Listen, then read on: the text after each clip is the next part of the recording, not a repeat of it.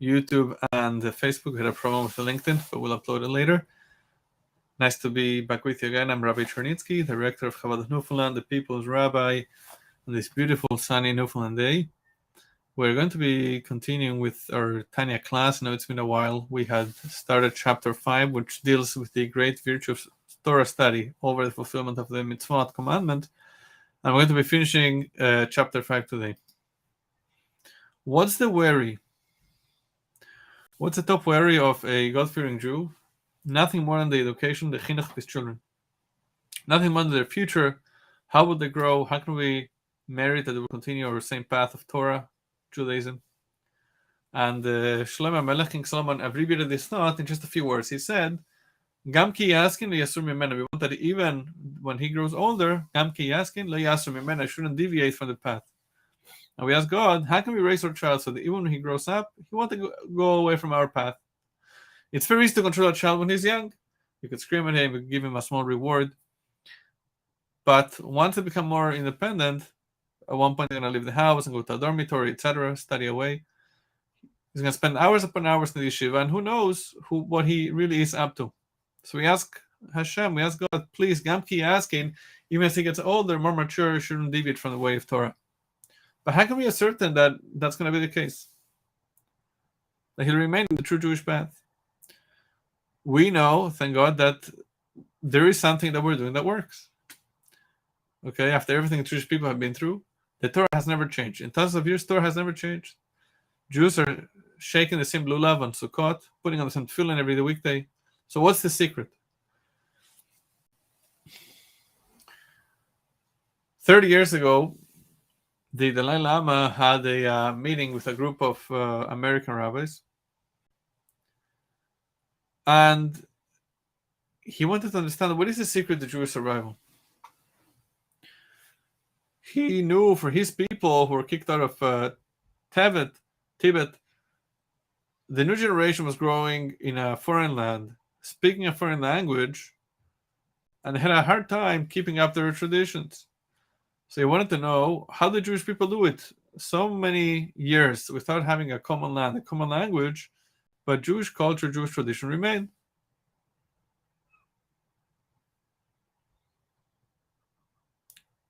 His question was, essentially, what is the secret to Jewish education? So here in chapter 5 of Tanya, the Alter Rebbe gives us the news that Jewish education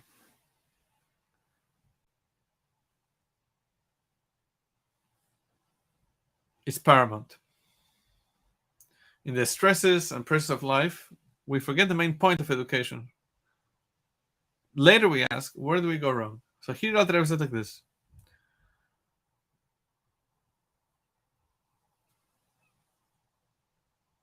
Why do we speak about Judaism with the terms Torah and mitzvahs? There's Torah and there's a commandment. Why don't we say there's the tefillin and mitzvahs? Why do we say Torah specifically? We always emphasize the word Torah. Because learning Torah, though it's also one of 613, it stands on its own, right? It says Torah and mitzvot, 1 second. There's 613 commandments, Torah is one of them. Yet, we mention it by itself. It stands on its own. As the Talmud says many times, Talmud Torah Keneged Kulam, that the studying of Torah is greater than all the other mitzvot put together. Study of Torah trumps everything else. To the extent that if somebody is studying the halacha, the lois, he doesn't interrupt to do a mitzvah that others could do. There are many cases that children are not interrupted from their studies. Like, for example, even to build the temple may be rebuilt speedily in our days. So why is Jewish education based on Torah study? So pay attention to this. What is education? To accustom a child, to train a child to do a mitzvah. That's what chinuch means, by the way. Chinuch means inauguration, literally. We use it to mean education. We want that as he grows, make sure we make sure he has payas, side locks. We train him to wear tzitzit. We train him to eat matzah on Pesach, to shigdul and sukkahs. Chinuch simply just accustoming him in the routine to do a mitzvah, to do one of the commandments. But that's from the rabbinic level, midrabanan.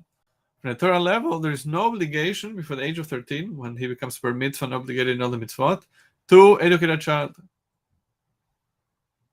What is the obligation from the Torah level of education? What is that obligation?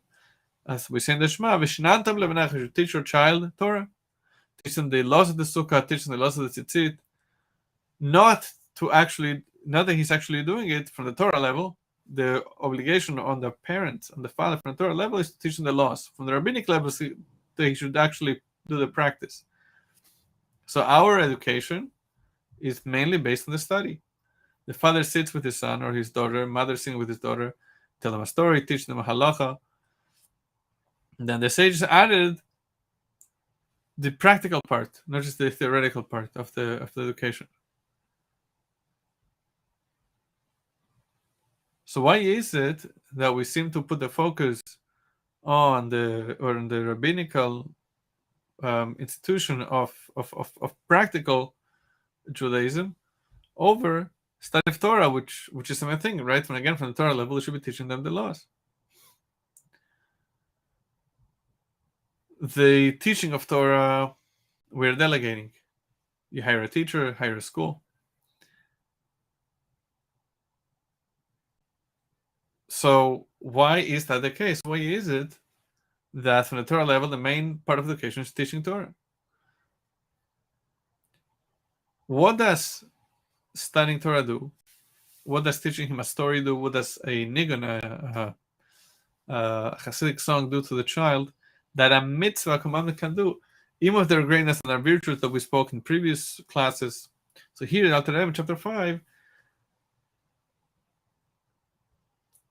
he gives an amazing definition of what Torah is and what mitzvot are.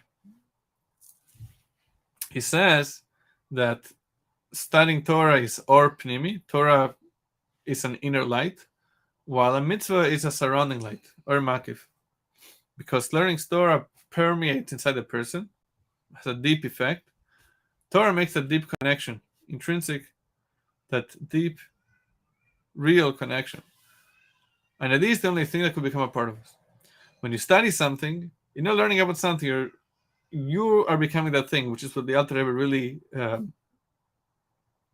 brings out in this chapter, how your mind becomes one with the idea becomes one with your mind. The idea becomes me. The only thing that could really go inside of you, could really excite you, take over your life, is an idea. A person is sitting and studying, trying to understand the train of thought of Abaye, the svara, the reasoning of Rabbi in the Talmud.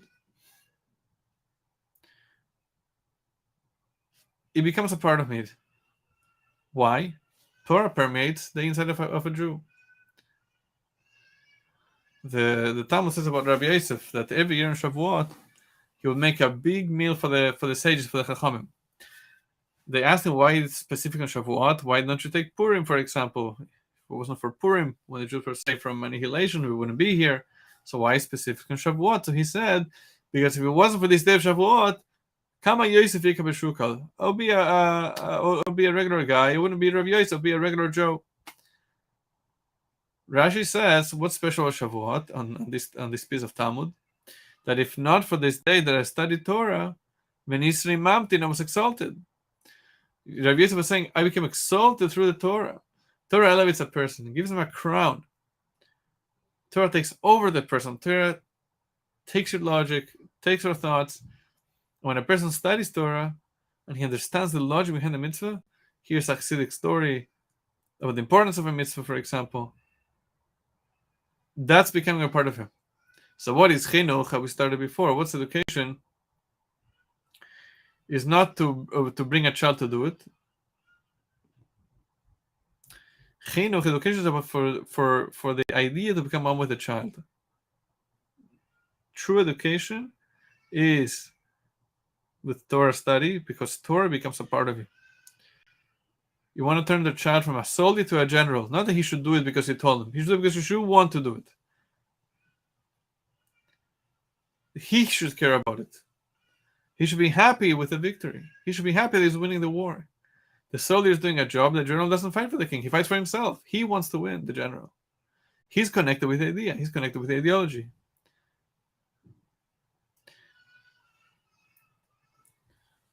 Mitzvot, commandments, are about discipline. Together with the aspect of discipline, doing what God said, we have Torah, studying Torah that God gave us.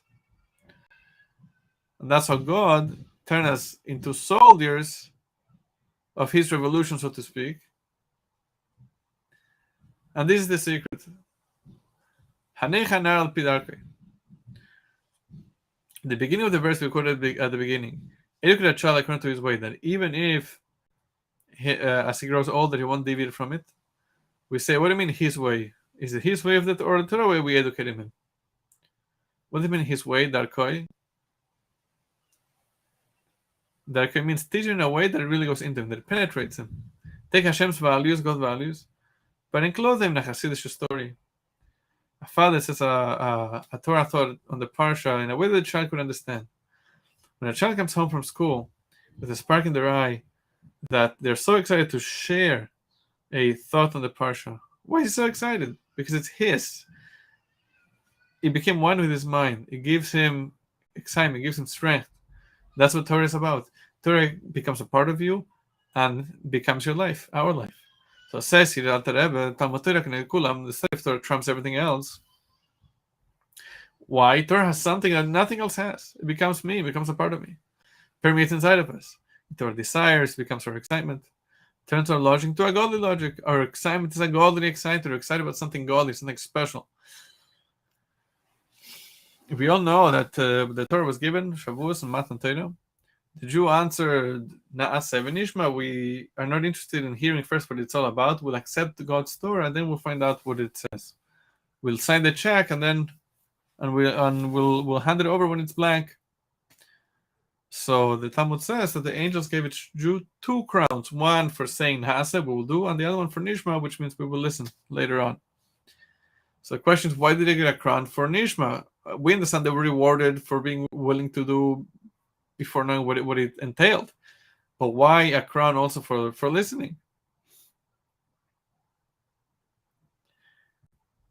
So the Chabarim explained that Nishma, listening, is not just part of understanding, it's not just a part of doing, but it's something on its own. In other words, there is a virtue of accepting the holy yoke, just doing it without understanding. But understanding, when you understand it, then the discipline, the following is deeper, is much greater. That's why they got 2 crowns.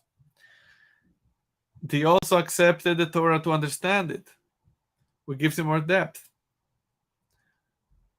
Number 1, the first crown is the readiness to listen, nice. The second one, also for Nishma, the readiness to study and learn.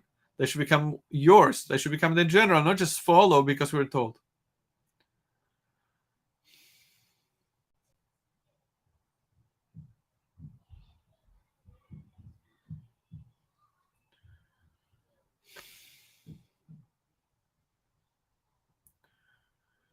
Study doesn't just surround a person on the outside, as we were saying before. Doesn't just teach a child, teach a person how to behave. It also creates a discipline. Torah develops our wisdom. Torah makes a person into a God-fearing person. But Torah goes even further than that. Torah gives a person meaning. It's not just about discipline, listening, following, but also a connection, a very deep connection. Because when a Jew studies Torah, he becomes a different person. When a person does a mitzvah, did he change? God forbid, when at the time he's doing the mitzvah, he could be spacing out, thinking about something completely different. But when he's studying Torah, he's studying a Jewish text, he cannot be thinking about anything else. His mind changes.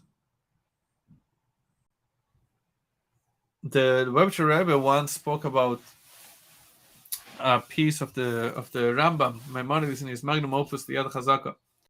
That's hard to understand. The Rambam writes that Avraham Avinu, only recognized God when he was um, 40 years old, right? But we know based on the Medrash that he recognized God when he was 3 years old. So the Ravid, one of the main commentators on the Rambam, he asked, "What doesn't the Rambam know the Medrash that Abraham recognized God when he was 3 years old?" So the Rabbi Sheva said further, even if the Rambam for some reason didn't accept this Medrash, why did he write the number 40? There's another Medrash that says that he recognized God when he was 48, but where's the Medrash that says 40? What's the source for 40? So the Rambam is saying, explains the Rebbe, that here there's a big foundation and the connection of a Jew and God. That when Abraham turned 40 was his own connection. He reached a certain maturity. In other words, what the Rambam is saying is not when he recognized God. Yes, he recognized God when he was 3 years old.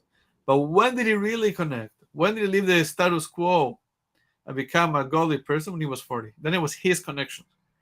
He reached full awareness of God. God shone his light to Abraham when Abraham was 3.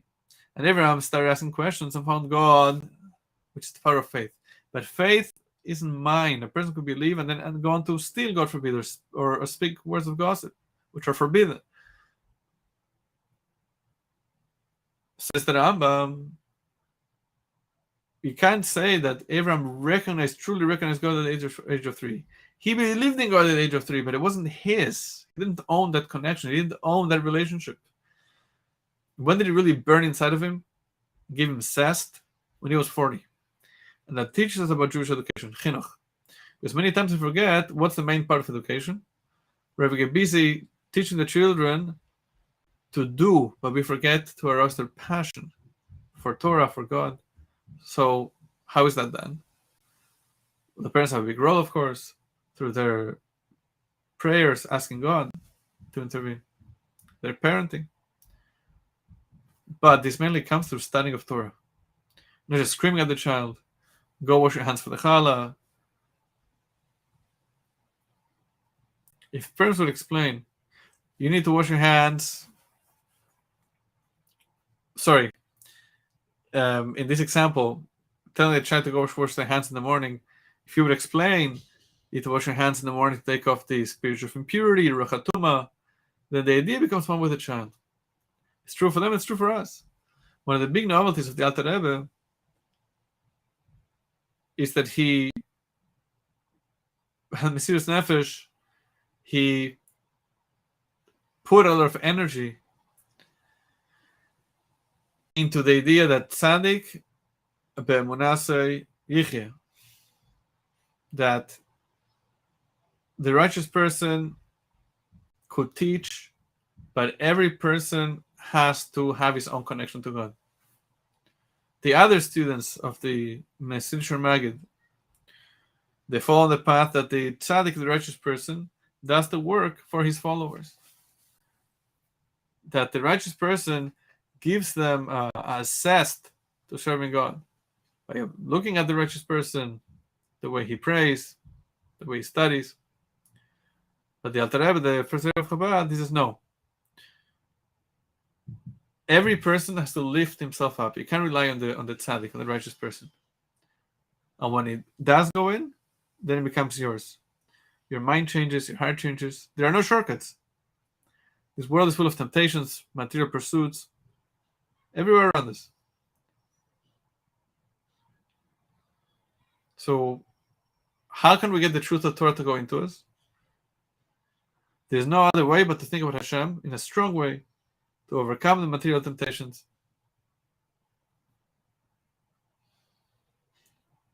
The only way for a person to really uplift himself and change his approach to life, his way of thinking, says the Alter Rebbe, that's the power of Torah. Torah permeates deep, takes up over a person, and becomes one with Hashem. When a person thinks in the Torah, it brings inside of him that creates a connection that there's nothing like it. In the words of the Alter Rebbe, "Yichud she'yichud kamohu ba'olam." Right? There's no other such union in this world.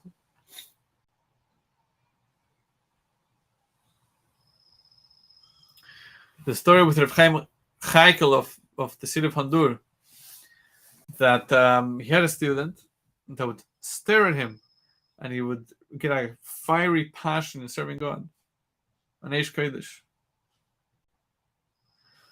And Rav Chaim Chaikel, he was known for doing tremendous miracles.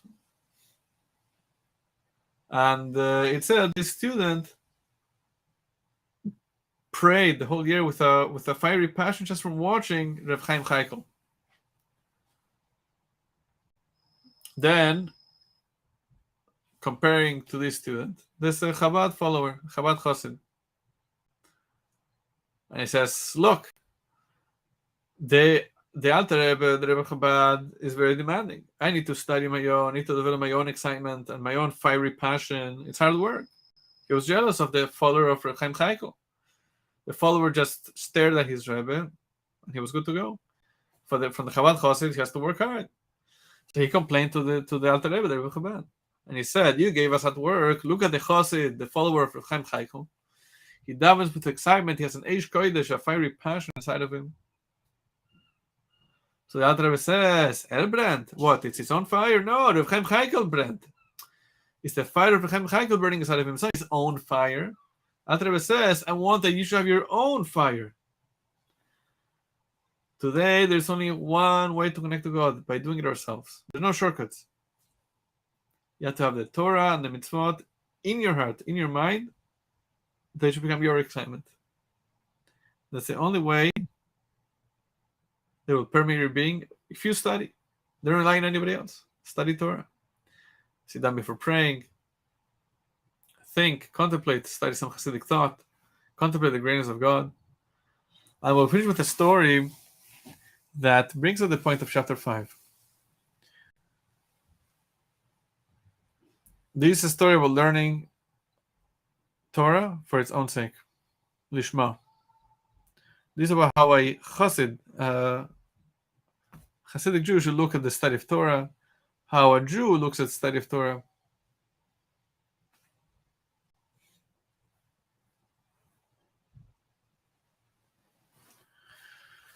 Rav Yoel Khan, Alav Hasholem, he was a tremendous Chabad scholar, and he was a chayzer. He would remember the Rebbe's talks and Hasidic discourses by heart, and then he would be part of a team that would write them out and edit them. So there was a story he really liked to share about how he used to give a class. It was a secret class in Hasidic thought in a Litvish yeshiva, and the Bochum, the young students really enjoyed it. There was one particular student who always sat on the side of the class. He never spoke, never participated, and he was supposed to be the brightest student in that yeshiva. One time after the Rav Yoel's shiur, secret class, the student asked him to arrange a meeting with the Rebbe. Rav Yoel was happy to take care of it, and he took him to 770 for the meeting, whichever day it was. Rav Yoel is waiting outside, and he was sure that after this Bocher speaks to the Rebbe, the Bocher will be transformed into a Chabad Chassid, become a follower of the Rebbe. But as you can imagine, that is not what happened. The Bocher was actually with the Rebbe for a long time, and when he comes out of the Rebbe's office, he's fuming mad. He didn't say a word to Rav Yoel. He stopped going to the Tanya shiur, and in the end, he actually left the yeshiva. Many years later, Rav Yoel happens upon him on the street, and this young yeshiva student tells him what happened in that private audience many years back. So the student says, he asked the Rebbe, I know I have a good head. Why can't I spend my time in other things? Instead of studying Torah, maybe I should go to university, etc. So the Rebbe says that when a Yid, a Jew, learns Torah, you're hugging Hashem. A Jew wants to hug his father in heaven. He wants to feel the warmth of his father. Hashem is your other half. So how can you hug Hashem if he's so far? When you study, you hug Hashem. Hashem is here. When an idea you study permeates you, that's a hug. So the Bocher became very upset, this young yeshiva student. He said, "That's not what I learned. I learned for Kavi for my own honor, for my future, right? I could get a better shidduch, a better match."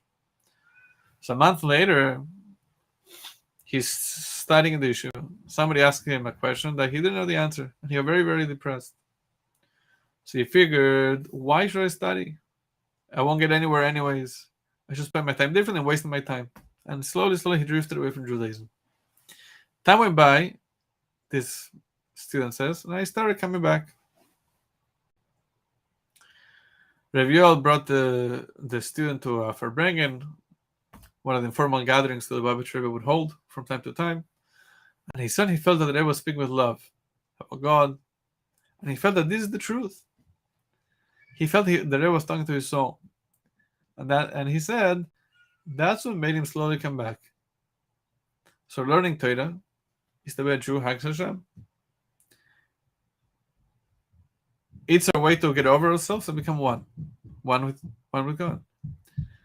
Learning Torah is the strongest weapon a Jew has. Learning Torah makes doing the commandments your own, not just because you're told, because it becomes your logic, your excitement. And that's how we educate the children. The focus is on study, because then it becomes theirs. That's how we continue our tradition. I'm married that with God's help, our children and grandchildren are involved in Torah mitzvahs until the coming of Mashiach. Have a wonderful day. Hope you enjoyed the class. Comments, questions, concerns, you can send us an email. rabbinofel@gmail.com. God willing, we'll continue next week, Monday, around 9 a.m. Have a safe summer. Wonderful week.